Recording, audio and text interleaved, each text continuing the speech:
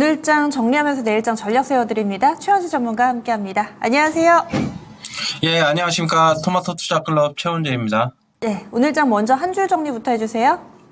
네, 외국인 매도, 그 다음에 기간 차익 실현 매물의 하락 마감. 네. 어제 이 시간에는 외국인 기관의 매수로 상승이라고 주셨는데 하루 만에 차익 실현으로 하락. 그러면은 수급은 왔다 갔다 이렇게 뭐 기조적으로 사고 팔고 이런 건 없는 건가요?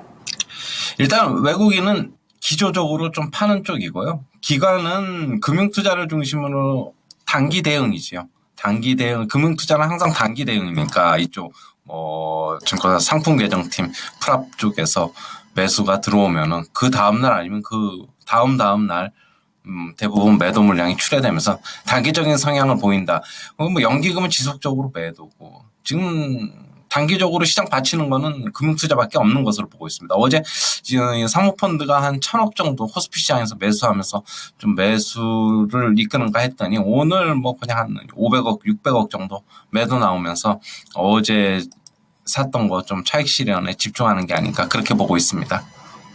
네, 그래서 수급적으로 좀 먼저 시장에 대해서 해석을 해주셨는데 움직이는 종목군들이 어제랑은 또 다릅니다. 어떤 점 눈에 띄셨어요?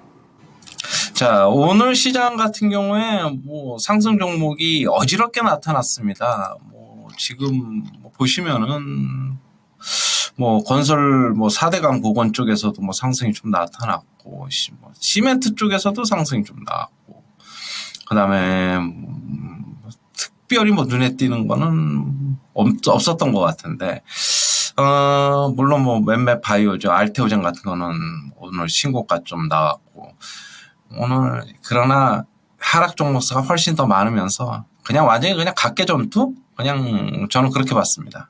네, 알겠습니다. 각계전투 양상이었다. 그러면은 시장 종목군들은 그랬고 오늘장 다른 국가 대비로 그리고 또 간밤 미증시 대비로도 우리가 낙폭이 깊었는데 이유는 어디 있다고 보세요?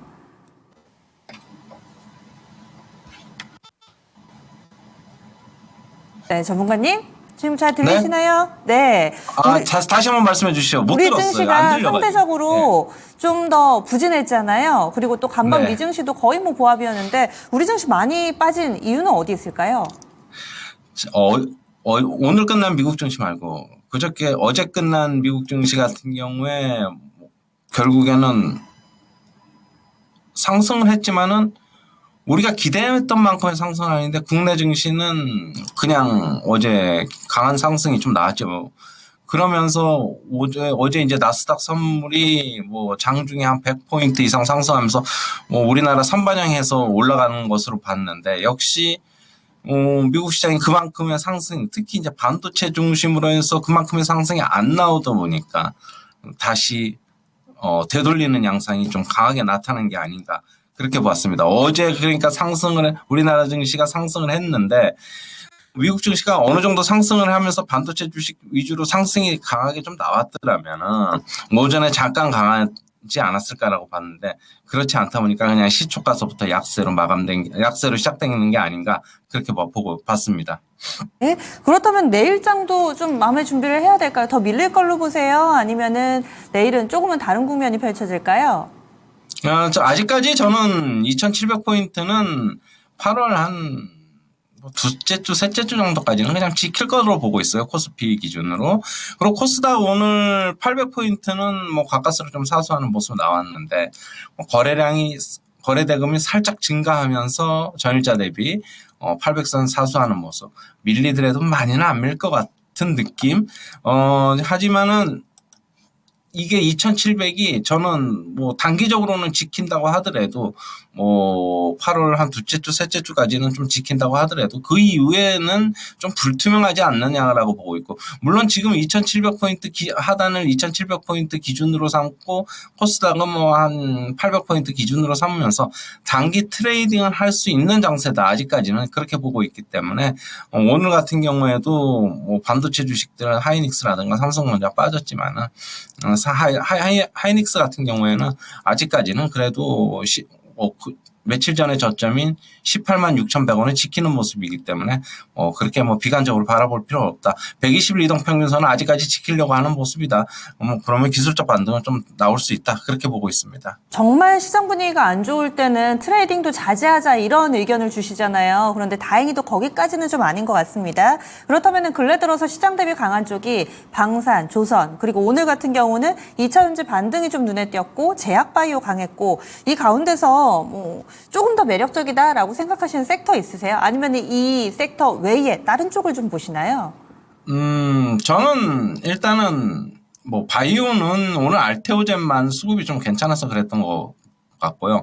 뭐 지금 CDMO 쪽인 셀트리온, 삼성바이오로직스 이쪽은 뭐 계속적으로 좀 유효한데 역시 트레이딩 구간이라고 보고 있고 2차 전지는 뭐 오늘 에코프로 실적 발표인 걸로 알고 있는데 좀 이따 뭐 나오겠죠.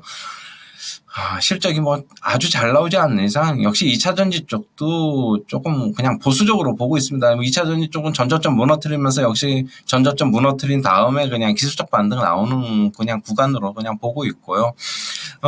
지금 시장에서 뭐 이렇다 할 어떤 그거는 없어요. 하지만은 지금 제가 보고 있는 쪽은 그래도 뭐 화장품이라든가 뭐 이쪽은 좀 그래도 괜찮아 보이고 조선도 아직 완전히 그거는 아니다라고 보고 완전히 꺾인 건 아니고 뭐 아직까지 한 번 더 시세는 좀 나올 가능성이 있다. 그런데 여기서 엄청난 시세가 나오기는 거는 기대는 하지 말자라고 보고 있고요.